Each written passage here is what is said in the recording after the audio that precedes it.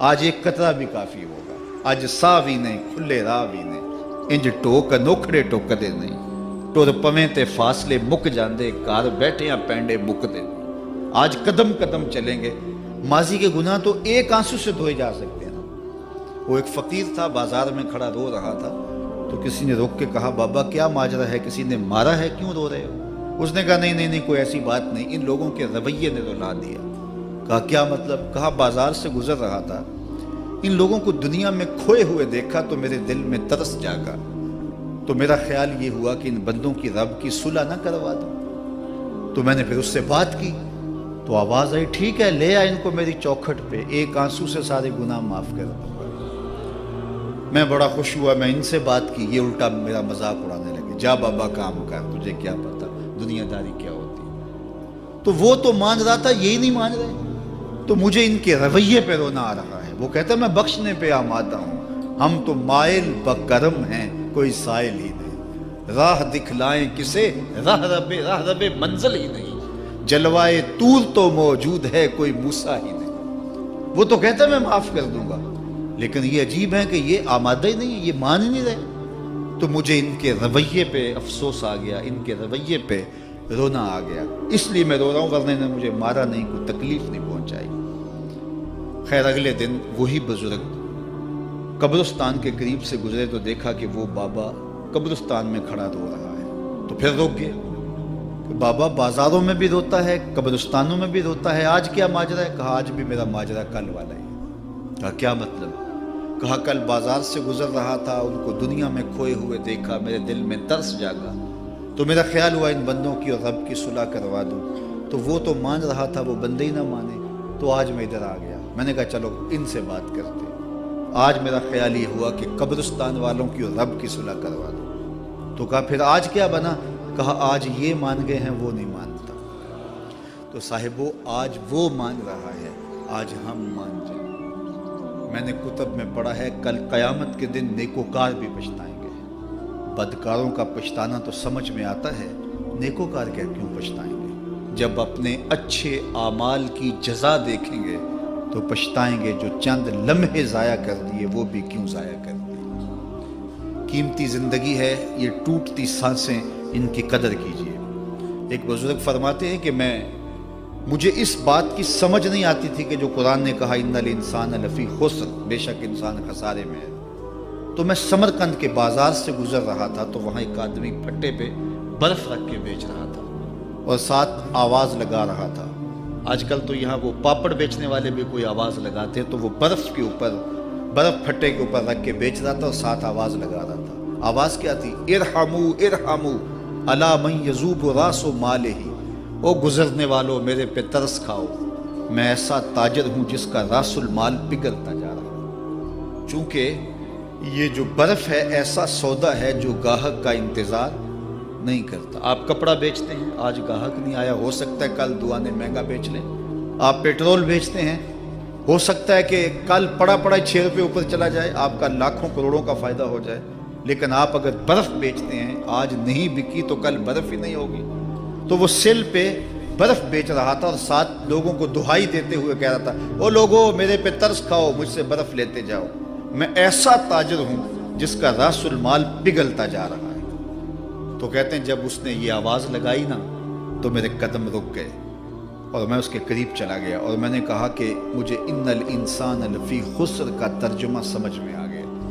جس طرح تیری برف پگھلتی جا رہی ہے، میری زندگی پگھلتی جا رہی ہے، اور اگر تو اب برف وقت پہ بیچ لے، ان پگھلتی برف کو تو درہم کے بدلے، دینار کے بدلے، پارچہ جات کے بدلے، جنس کے بدلے فروخت کر لے تو فائدہ ہو جائے گا، 4 آنے تیرے ہاتھ لگ جائیں گے، اور میں بھی ان سانسوں کے بدلے درود پڑھ لوں، ان سانسوں کے بدلے سجود کر لوں، ان سانسوں کے بدلے قیام کر لوں، کسی دکھی کے سر پہ ہاتھ رکھ دوں، کسی پریشان کی پریشانی دور کر دوں تو میری سانسیں کام آ جائیں گی، ورنہ یہ ٹھہریں گے نہیں۔ سوئے ہوئے ہوں تو پھر بھی سانسیں ٹوٹ رہی ہوتی ہیں، تو ہم کتنی جلدی موت کی طرف بڑھ رہے ہیں، تو زندگی کتنی مختصر ہے اور ہم کتنے بے پرواہ ہیں۔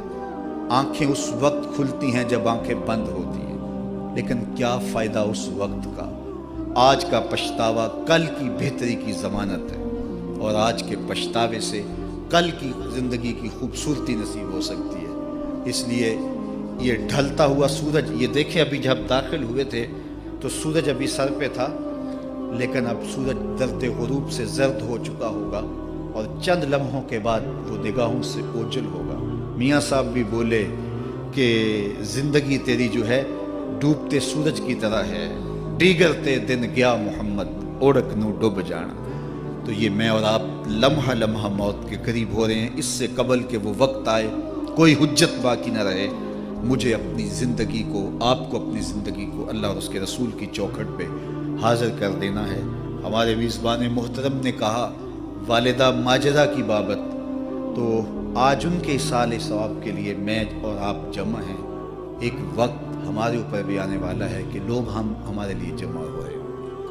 یہ وقت تو آنے والا ہے، اس کے تو چھٹکارا نہیں ہے، اس سے تو خلاصی نہیں ہے، کوئی بھاگ سکتا نہیں ہے، موت سے تو فرار نہیں ہے۔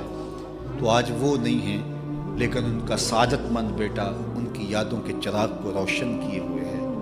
ورنہ میں ایسے بیٹے بھی دیکھے ہیں جنہوں نے اپنی سکی ماں کا جنازہ نہیں پڑھا۔ آپ کہیں گے کوئی ایسا بد نصیب بھی ہو سکتا ہے، جنازگاہ میں گیا ہے لیکن وہاں جا کے کھڑا رہا ہے، جنازہ نہیں پڑھا۔ آپ کہیں گے کہ ایسا بد نصیب، میں نے کہا ایسے بد نصیب آپ نے بھی دیکھے ہوں گے۔ یہ کون سے بد نصیب ہیں؟ یہ وہ بد نصیب ہیں جنہیں جنازہ آتا نہیں، ساری زندگی لوگوں سے فراڈ کرتے ہیں، اور جب اپنی ماں مر جاتی ہے، اپنا باپ فوت ہو جاتا ہے، تو یہ فراڈ پھر وہ اپنی ماں سے بھی کرتے ہیں، اپنے باپ سے بھی کرتے ہیں۔ مجھے بتاؤ کتنا بد نصیب ہے وہ بیٹا کہ جو اپنی ماں سے، اور وہ بھی مرنے کے بعد فراڈ کر رہا ہے، اور اپنے باپ سے وہ بھی مرنے کے بعد فراڈ کر رہا ہے۔ اور کتنا خوش نصیب بیٹا ہے کہ جو روزانہ اپنی ماں کے لیے دعا کرتا ہے۔ اور میں کہتا ہوں اگر بیٹا نمازی ہوگا، بیٹی نمازی ہوگی، اہتمام سے دعا نہ بھی کرے، دن میں کتنی مرتبہ کہے گے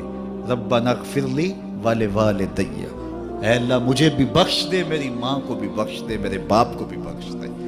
اور جب بندے ہاتھ اٹھا کے دعا مانگتے ہیں اللہ خالی ان ربکم حیی کریم یستحیی من عبدہ اذا رفع یدیہ ان یردہما صفرا، تمہارا رب حیا کرنے والا سخی ہے، کریم ہے۔